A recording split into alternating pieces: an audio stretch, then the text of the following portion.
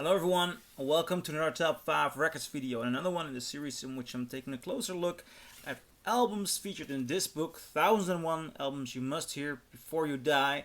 And today I'm going to be talking about this one, Jazz Samba, the original bossa nova album by Stan Getz and Charlie Byrd. Now, I was lucky enough to find a VG Plus copy of this for only 15 bucks when I was in Bordeaux, and it's gorgeous. I mean, this is a first Canadian pressing. It's a beautiful gatefold. It has very thick cardboard.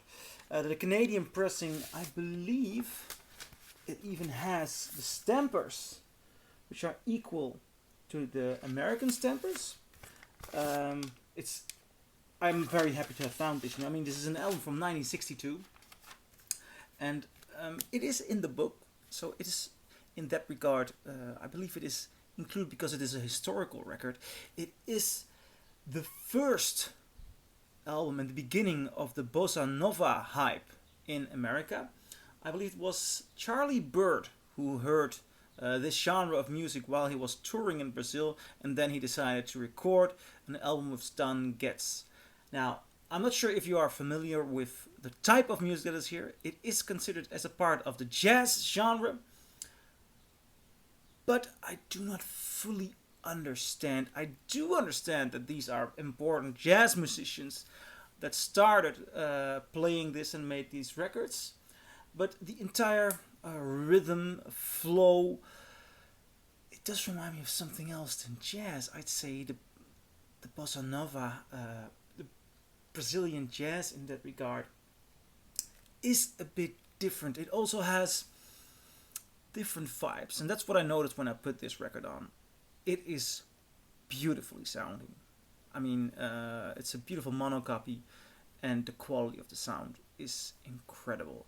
And I put it on after a day of surfing. I was out at the beach, so I was completely relaxed, and during a good lasagna I enjoyed this album.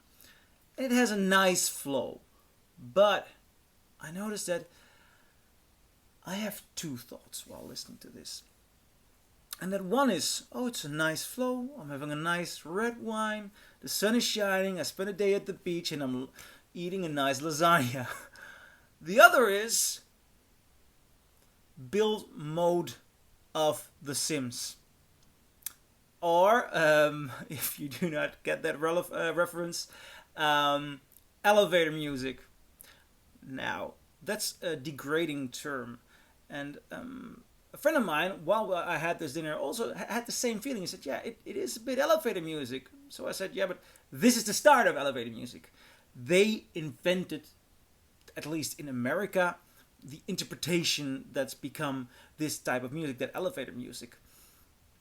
And that's also the struggle for me with this album.